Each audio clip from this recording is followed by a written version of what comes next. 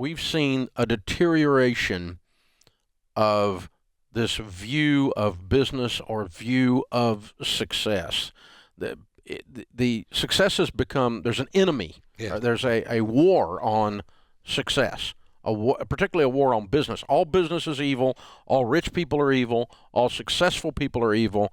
And it's gotten and social media has hyped it up even more, and less mature voices, more ridiculous voices have added to this war on success.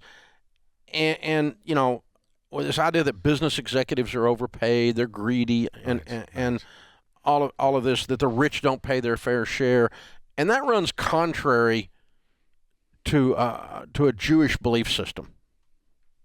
Yes, very much so. And it's precisely that Jewish belief system that has created what you alluded to earlier as disproportionate Jewish success with money. But inasmuch as you also said earlier, brothers from a different mother and the connection, it also lies at the heart of what Max Weber wrote about 100 years ago, which is the Protestant ethic and the spirit of capitalism. It's not an accident that is what has created wealth in what we think of as the West. But in practical terms, what has happened in the country at the moment, certainly in this country and also in many other countries, is that there has been a collapse of an understanding of the spiritual.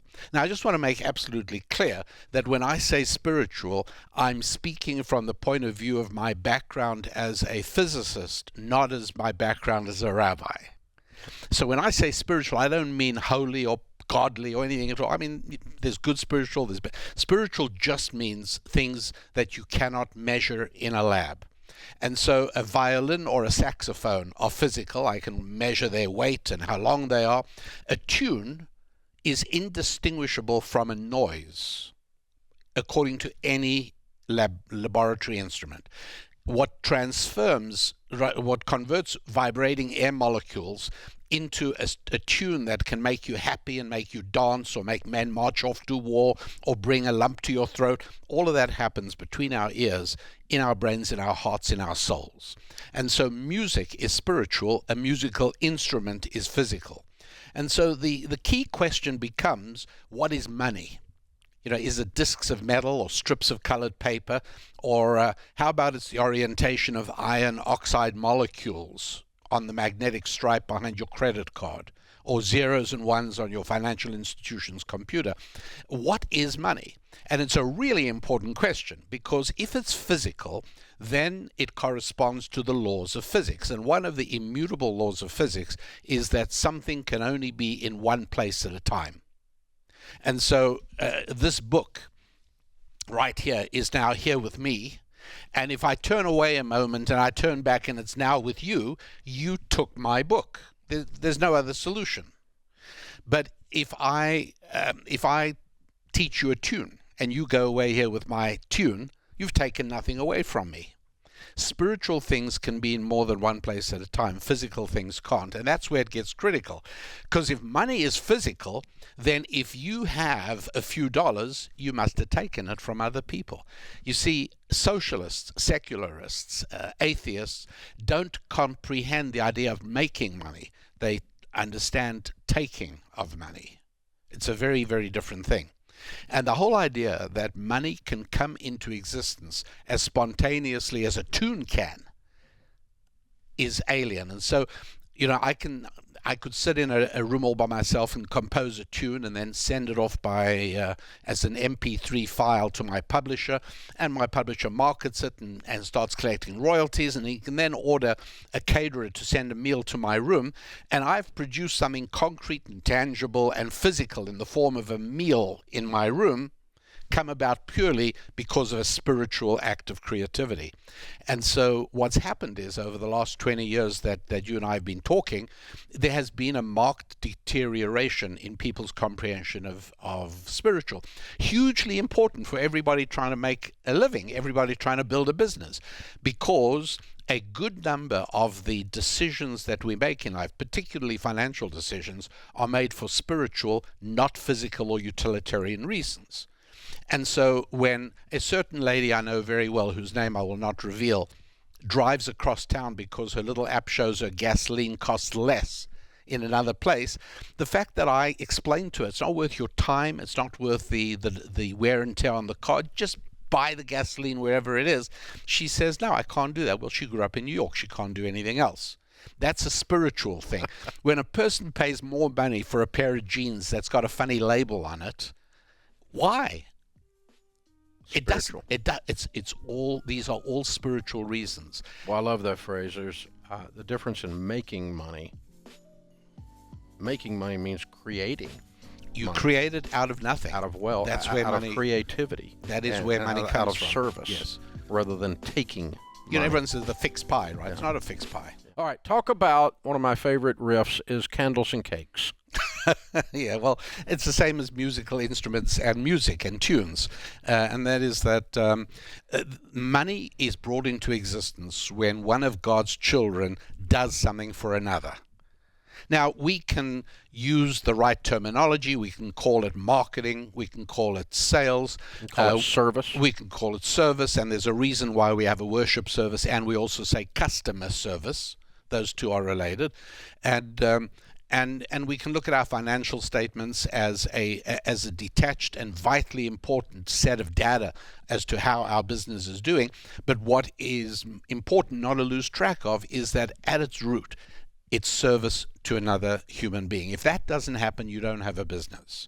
In the same way that we'd say if you do not have profit, you don't actually have a business. You have a hobby. You have a hobby. That's right. That's a great way of putting it. Yeah. If your revenue isn't more than your expenses, you do not have a business. But the socialist fallacy is, like you said earlier, if I take the book, you don't have the book, and so if they look at the economy as cake. Yes. That if you get a bigger slice, that means there's not as much left for me, and you have taken. Yes. Rather than made. Correct. And that distinction in the first segment was vital. And you say that is not how the economy works. Well, I put it this way. There are two ways of getting money into your pocket. One way is by serving another human being. It might be a customer, a client, a boss, anybody. Another way is using a .357 Magnum revolver. Now, somebody who decides to get money that way comes home from work at the end of the day, and his wife says, honey, how was your day? He says, not bad, did okay. She said, how much did you take? And he says, I held up 3 people. I took a total of about $150 and some odd change. That's one way of getting money. And the other way is actually serving other human beings who then give money to you voluntarily.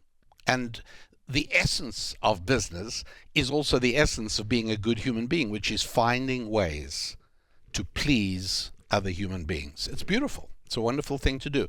And it's limitless, absolutely limitless. That's why the idea of the cake example is so fallacious. There's only so much cake. You took too much, you got all kinds of things. Must be you took it from me.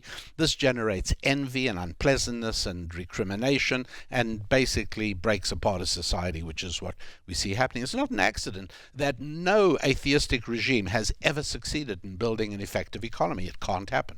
That's why we have the words "in God we trust," not on the walls of churches, but on the currency. Mm. So instead of cake, it's candles.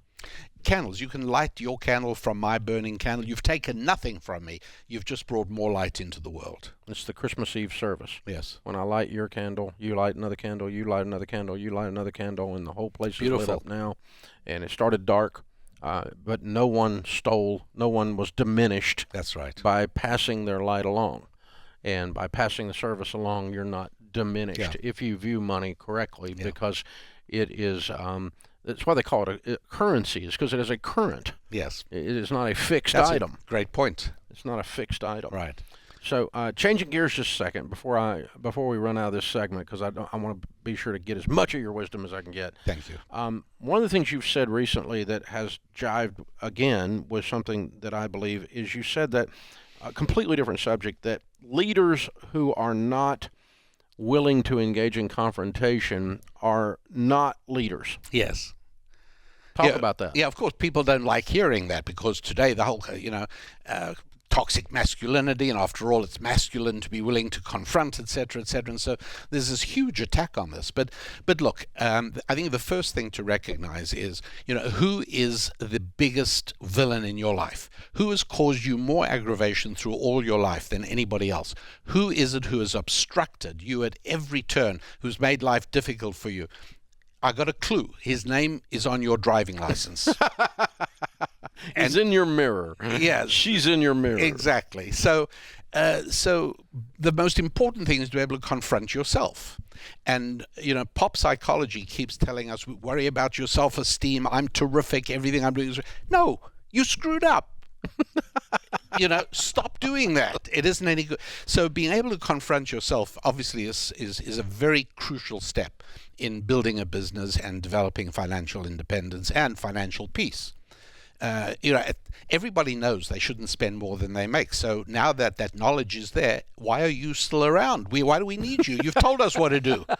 And the answer is information is not enough. There has to be inspiration as well. And that is the spiritual dimension. Absolutely. Pat Lencioni talks about in his book, The Advantage, that a company that creates a corporate culture of healthy conflict Yes, has a brand advantage over any other company that does any other thing.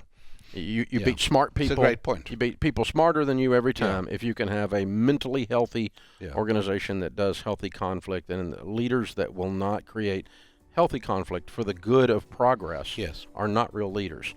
And they're just acquiescing. And you get a Neville Chamberlain event when you have just acquiescing. That's right. And that will birth a Churchill. Yeah. That's what it'll do. So, wow. It happens on the world stage, and it happens in our little businesses and in our little lives. It's so relevant.